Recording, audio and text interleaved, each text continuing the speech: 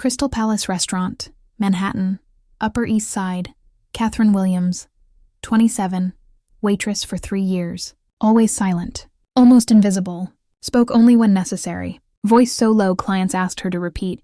Colleagues called her the ghost. That November night, billionaire Alexander Morrison entered, with his 80-year-old mother. Grace Morrison, elegant, silver hair, pearl gray dress. The maître d' rushed to welcome them. Started his usual monologue, then realized Mrs. Morrison wasn't responding. She was deaf. He panicked, started gesturing awkwardly, raising his voice. Other servers approached, equally helpless. Calling for interpreter would take an hour. Mrs. Morrison looked increasingly uncomfortable. Then Catherine did something she'd never done before. She set down her tray, approached the table. Her hands began to move. Fluid, graceful. Perfect American Sign Language. Grace Morrison's face transformed. Pure joy. For the first time in 3 years, Catherine smiled. They conversed, animated, natural, Grace laughing. Then Grace said something. Catherine went pale. Tears filled her eyes. Because Grace had just recognized her, after 22 years, the little girl she'd saved, the orphan who couldn't speak, was standing right in front of her. Catherine Williams had been serving tables for 3 years at Manhattan's most exclusive restaurant, always in silence, almost invisible. That November night, when billionaire Alexander Morrison entered with his octogenarian mother, no one noticed that the older woman was completely deaf. While the other servers gestured awkwardly and the maître d' frantically called for an interpreter, Catherine approached calmly and began moving her hands with fluid grace. Good evening, ma'am. Welcome. I'm Catherine, and it will be a pleasure to serve you tonight. The woman's face lit up like it hadn't in years, but when Catherine continued conversing in perfect American Sign Language, telling the lady something that made her cry with joy, Alexander Morrison understood that this waitress was hiding a secret that would change 3 lives forever. Mia. Crystal Palace Restaurant occupied the top floor of a historic building in Manhattan's Upper East Side, with floor-to-ceiling windows offering a spectacular view of the New York skyline. The cream-colored walls were decorated with contemporary American art. Crystal chandeliers projected golden light over tables dressed in white linen and antique silver cutlery. It was the type of place where a dinner cost what a normal person earned in a month. Catherine Williams, 27 years old, had worked there for 3 years as a server. Tall and slender, with long chestnut hair always pulled back in an impeccable bun, and hazel eyes that rarely met clients' gazes. She had become famous among the staff for her extreme shyness. She spoke only when strictly necessary, with a voice so low that clients often had to ask her to repeat. Colleagues called her the ghost, because she managed to move between tables without being noticed. Efficient but invisible. No one knew much about her. She lived alone in a small apartment in Queens. She always arrived punctual, did her work impeccably, and disappeared as soon as her shift ended. She didn't participate in staff outings, had no social media profiles, didn't talk about her private life. Some considered her stuck-up, others simply odd. That November night, it was pouring rain over New York City. The restaurant was full as always. Politicians and businessmen closing deals over $100 plates, bored wives sipping champagne, young entrepreneurs flashing unlimited credit cards. Catherine was organizing glasses in her section when the maître d', Mr. Richard Sanders, a pompous 50-year-old man who treated staff like medieval servants, approached with an agitated air. His tone was, as always, condescending and irritated, as he explained that Alexander Morrison had reserved the best table for an important dinner with his mother. Morrison was one of their most prestigious clients. 42 years old, owner of a luxury hotel chain throughout America, estimated net worth of $3 billion. It was fundamental that everything be perfect. Catherine nodded silently, as always, checking that everything was impeccable in her section. She knew Morrison by sight. He came often for business dinners, always cordial but distant, the type of man who looked at you without really seeing you. At 8 o'clock sharp, Alexander Morrison made his entrance. Tall, broad shoulders, the custom-tailored navy suit worth more than Catherine earned in 6 months, he walked with the confidence of someone accustomed to command. But that night, There was something different about him, a tenderness in the way he guided the older woman accompanying him. His mother, Grace Morrison, was an 80-year-old lady of rare elegance. Silver hair pulled back in an elaborate bun, a pearl gray silk dress, discreet but obviously expensive jewelry. She walked slowly, leaning slightly on her son's arm, eyes scrutinizing the environment with lively intelligence. The maître d' rushed toward them with his best servile smile, beginning the usual welcome monologue. It was only after several seconds of speaking into the void that he realized Mrs. Morrison wasn't responding. In fact, she didn't even seem to have heard him. She continued looking at her son, who was making gestures with his hands. The maître d's discomfort was palpable when he understood that the mother of one of his most important clients was deaf. He began gesturing awkwardly, raising his voice as if that could help, creating a pitiful scene. Other servers approached, equally inadequate, while some customers at nearby tables began noticing the situation with poorly disguised curiosity. Alexander maintained his calm, but Catherine could see the tension in his face, the way his jaw tightened as he tried to translate for his mother, who seemed increasingly uncomfortable with all this unsolicited attention. The maître d', meanwhile, had taken out his phone, speaking frantically about calling an ASL interpreter, who obviously couldn't arrive for at least an hour. It was at that moment that Catherine made a decision that would change everything. Catherine set down the tray she was carrying and approached the table with determined steps, something that surprised colleagues who had never seen her take initiative. She stopped at a respectful distance, and with fluid, elegant movements, her hands began to dance in the air. The transformation on Grace Morrison's face was immediate and moving. Her eyes lit up with pure joy as Catherine communicated in perfect American Sign Language, introducing herself and welcoming her with a grace and naturalness that left everyone open-mouthed. The restaurant seemed to stop. The maître d' stood with his mouth half open, phone still in hand. The other servers looked at Catherine as if seeing her for the first time. Alexander Morrison watched her with a mixture of astonishment and profound gratitude. The conversation that followed between Catherine and Grace was a silent dance of hands and expressions. The older lady, who had seemed rigid and uncomfortable, now laughed animatedly as she told Catherine something, who responded with the same vivacity. For the first time in 3 years, colleagues saw Catherine truly smile, her face transformed by the joy of communicating. Alexander observed the scene with evident emotion. His mother hadn't had such a natural and spontaneous conversation with a stranger in years.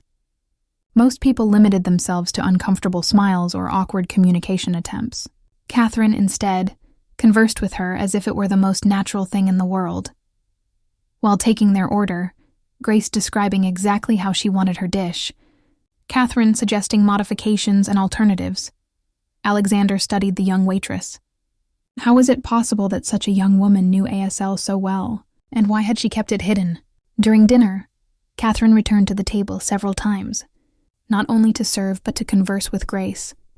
The lady told her about her life, about how she had lost her hearing in an accident when Alexander was a child, about the difficulties of raising a son alone in a world not prepared for deafness. Catherine listened with genuine attention, responding with her own experiences. At a certain point in the conversation, Catherine communicated something that changed Grace's expression. The woman's eyes filled with tears as she looked at Catherine with something that seemed like recognition. She turned to her son and began communicating frantically in sign language, pointing at Catherine. Alexander, who knew enough ASL to communicate with his mother but wasn't as fluent as Catherine, tried to follow. His mother was saying something about a little girl, a hospital many years ago. He looked at Catherine, seeking explanations, but the girl had suddenly turned pale. The moment was interrupted by the arrival of Mr. Richard, who approached with his usual air of superiority. He was clearly annoyed that Catherine had monopolized the important clients. With a glacial tone, he ordered her to return to the other tables. Customers were waiting. But before Catherine could move, Grace grabbed her hand. She turned to her son with a look that brooked no refusal and began communicating vehemently. Alexander translated for the maître d'. His mother wanted Catherine to remain as her personal server during the evening and wouldn't take no for an answer. The maître d', caught off guard, couldn't contradict the mother of one of his best clients. Stammering apologies, he retreated, shooting Catherine a look that promised consequences. As dinner progressed, the atmosphere at the table became increasingly intimate and charged with emotion. Grace insisted that Catherine sit with them for a few minutes, completely ignoring restaurant protocol. Alexander, seeing his mother so animated and happy, supported the request with a look that brooked no refusal to the maître d'. Seated at the table, Catherine seemed torn between the desire to flee and the desire to stay. Grace took her hands and began communicating something she had clearly kept inside for a long time. Her hands moved urgently, eyes bright with emotion. She told of a little girl she had known 22 years ago at NewYork-Presbyterian Hospital. Grace was there as a volunteer, teaching sign language to deaf children. There was a 5-year-old girl, Catherine, who wasn't deaf but mute from trauma. Her parents had died in a car accident on the FDR Drive and she had stopped speaking. No one could communicate with her until Grace began teaching her sign language. Catherine was now crying silently as Grace continued the story. For months, the older woman had gone every day to the hospital to be with that little girl alone in the world. She had taught her not only to communicate with hands, but had given her love, comfort, a reason not to give up. They had become inseparable. Grace reading stories to Catherine, Catherine drawing for Grace. But then social services had found a distant aunt willing to take charge of the girl.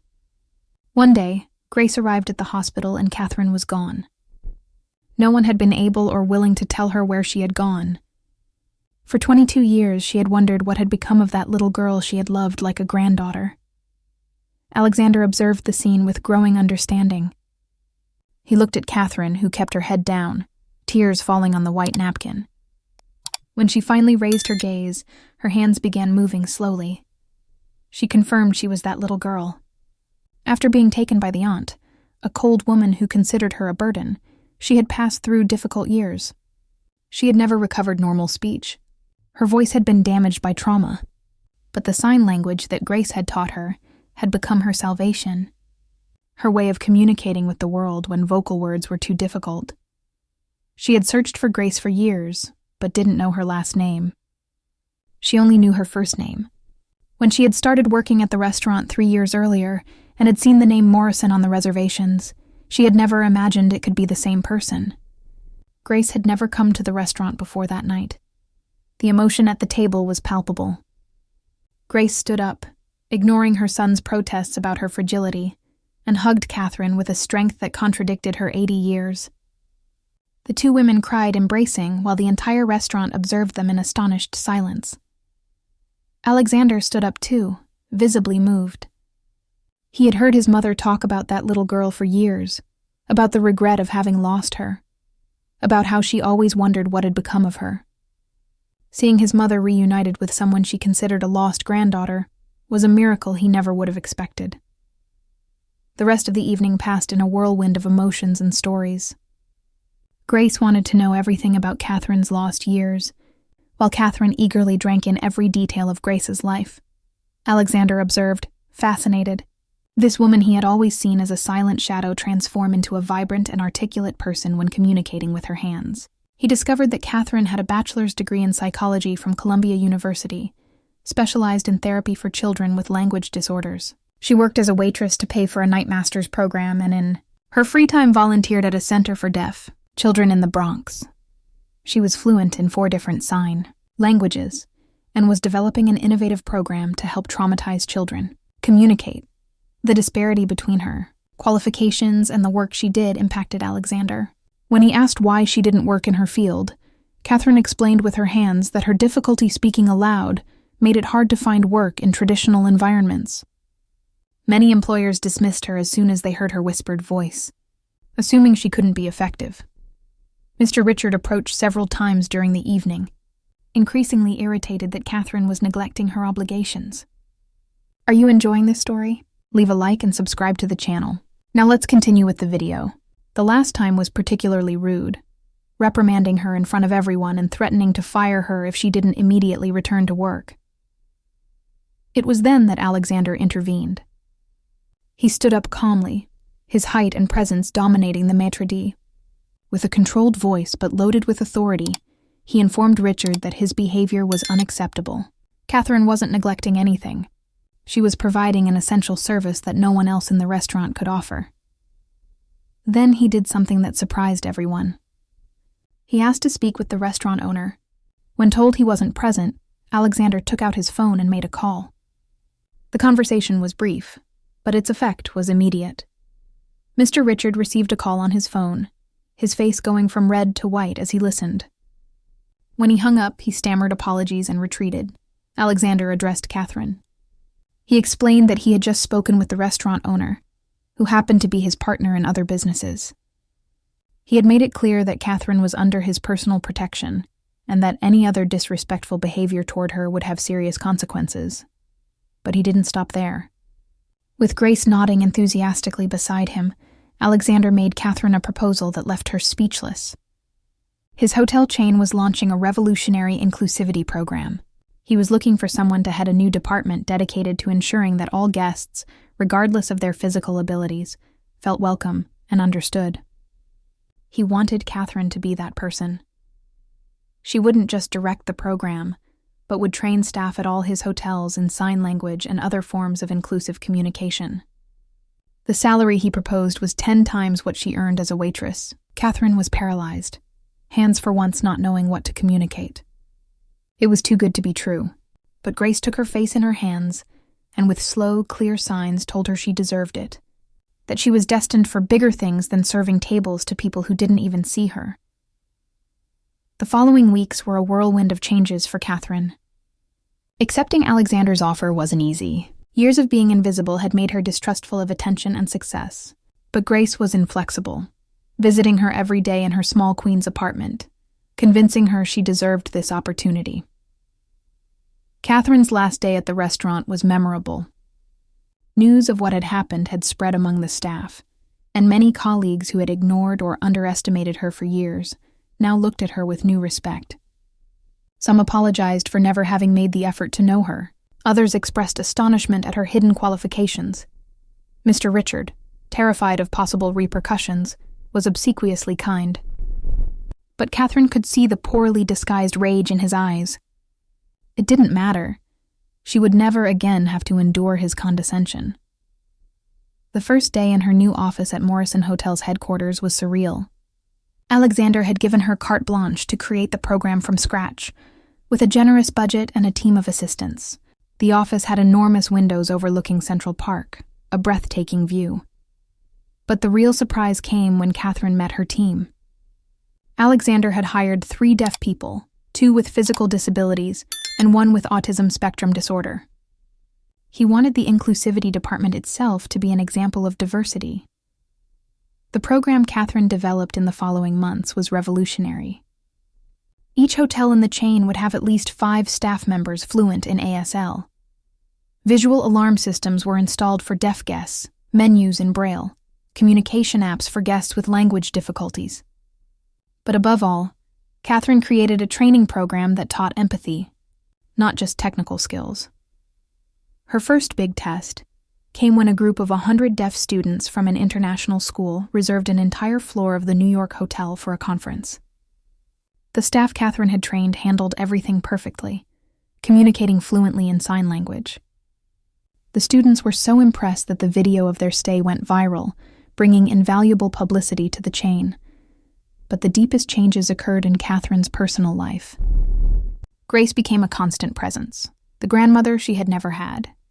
She took her to dinner, to theater, introduced her to her friends from Manhattan high society, who were fascinated by this young woman who communicated with such silent grace. The relationship with Alexander also evolved in unexpected ways. At first it had been purely professional, but as time passed, Catherine noticed he always found excuses to stop by her office. He brought coffee, asked for updates he could have received by email, stayed to chat, him speaking, her responding in sign language that he was learning with dedication. 1 year after that fateful night at the restaurant, Catherine's life was unrecognizable. Morrison Hotel's inclusivity program had become a model studied throughout America. Catherine had been invited to speak, or rather to communicate with an interpreter, at international conferences. Articles about her appeared in business and social inclusivity magazines, but the most significant moment came during the celebration of the program's first anniversary. Alexander had organized a charity gala in the main hotel's ballroom, with all proceeds going to schools for deaf children. Manhattan's elite was present along with many people from the deaf community. Catherine wore an elegant black dress that Grace had insisted on giving her. Hair loose for once, a touch of makeup that highlighted her hazel eyes. When she entered the ballroom, many didn't recognize her as the shy waitress from a year ago. The evening's climax came when Alexander went up on stage for the opening speech. But instead of speaking, his hands began to move. He had learned sign language so well that he could do the entire speech without uttering a word. He spoke about the importance of inclusion, about how Catherine had transformed not only his hotels, but his vision of the world. Then he did something no one expected. He called Catherine to the stage, and in front of 500 people, his hands communicated a message that made the entire room hold its breath. He told her that in this year he had learned that the most important words don't always need sound, that love can be expressed in silence, and that he wanted to spend the rest of his life learning her special language. He knelt before her, taking out a ring, and with slightly trembling hands asked, "Will you marry me?" The room exploded in applause, some clapping with hands, others waving hands in the air in the silent applause of the deaf community. Grace cried with joy, finally having a true daughter as well as a rediscovered granddaughter. Catherine, for once, didn't use her hands to respond. With the voice she had kept hidden for so long, she whispered a yes that, though weak, resonated throughout the room. The wedding was celebrated 6 months later at the Morrison family estate in the Hamptons. It was a bilingual ceremony with every word spoken and signed. The old restaurant's staff was present, including a very humble Mr. Richard who had learned to say congratulations in sign language. During the reception, Catherine made a speech with her hands, naturally translated by an interpreter. She thanked Grace for having saved her life twice, first as a child teaching her to communicate, then as an adult recognizing her and freeing her from her invisibility. She thanked Alexander for seeing beyond silence and finding the person within, and she thanked all present for teaching her that true communication doesn't come from vocal cords, but from the heart. 2 years later, when their first daughter was born, they named her Grace. The girl grew up trilingual, English, Spanish, and ASL. At 3 years old, she could communicate perfectly with her grandmother, who lived with them, and filled the house with silent but profound love. Catherine continued directing the inclusivity program, which expanded throughout America and then Europe. But her greatest victory wasn't the awards or international recognition. It was the day when a 6-year-old mute girl, traumatized by the loss of her parents, entered one of the hotels. Catherine saw her in the lobby. She recognized that lost look she herself had once had. She approached slowly, knelt to her height, and her hands began moving gently. "Hi, I'm Catherine. I know words hurt now, but hands can speak when voices can't. Want me to teach you?" The girl looked at her with distrust, then slowly nodded. Catherine smiled and began showing her the first sign, the same one Grace had taught her 25 years before. "Friend." As she watched the girl timidly try to imitate the gesture, Catherine understood that the circle had truly closed. From mute child saved by sign language to woman who saved other children with the same gift. The silence that had once been her prison had become the bridge to a life full of meaning and love. That night, returning home where Alexander, little Grace, and Grandma Grace awaited her, Catherine reflected on how a simple decision, approaching that table and using her hands to speak, had transformed not only her life, but that of many others. In the villa's garden, as the sun set, the family gathered for dinner. Conversation flowed in a mixture of spoken and signed words, laughter and comfortable silences. Catherine looked at the people she loved and who loved her, not despite her silence, but also because of it.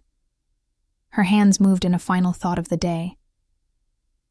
The true voice isn't the one that comes from the mouth, but the one that touches the heart. Alexander translated for everyone, and Elder Grace added with a smile. "And you, dear Catherine, have touched all our hearts from the first moment your hands began to dance. 10 years later, The Alexander Morrison Foundation for Inclusive Communication had opened centers in 20 countries. Thousands of children and adults with communication difficulties had found their voice through alternative methods. Catherine had become an international icon, but remained the same humble person who preferred action to words. On her 37th birthday, held at the old Crystal Palace restaurant, which now had all staff trained in sign language, Catherine was surrounded by hundreds of people whose lives she had touched. There were the children she had helped, now successful adults. There were hotel employees who had found new dignity in their inclusive work. There was the first girl she had helped, now a confident teenager who wanted to study to be a therapist like Catherine. But the most emotional moment was when Grace, now nonagenarian but still lively, stood to make a toast. Her hands moved with the same grace as always as she communicated. 30 years ago, I taught a little girl to speak with her hands. I didn't know she would teach the world to listen with the heart. As everyone raised their glasses, Catherine looked at her daughter Grace, now 8 years old, who was perfectly translating for guests who didn't know sign language. The girl had inherited her mother's special gift, the ability to build bridges between the worlds of silence and sound. Alexander took her hand and whispered in her ear, "You are the most beautiful music I've ever heard, even in your silence." Catherine smiled and her hands responded, "You are the voice I never needed to find because you always understood my heart." That night, while New York City slept under a starry sky, Catherine lay awake thinking about that night 10 years ago when she had found the courage to step out of the shadows. A simple decision to use her hands to help an elderly woman had unlocked a destiny she never would have imagined. Silence was no longer her enemy or her hiding place. It had become her strength, her superpower, the gift that allowed her to see and feel what others lost in the world's noise. And in that eloquent silence she had found everything: family, love, purpose, and above all, her true voice. Like if you believe every form of communication has value. Comment if you know someone who communicates in a special way. Share to raise awareness about the importance of inclusion. Subscribe for more stories celebrating human diversity. The most powerful words are often the unspoken ones. True listening happens when we open our hearts, not just our ears. And sometimes the quietest person in the room has the most important story to tell.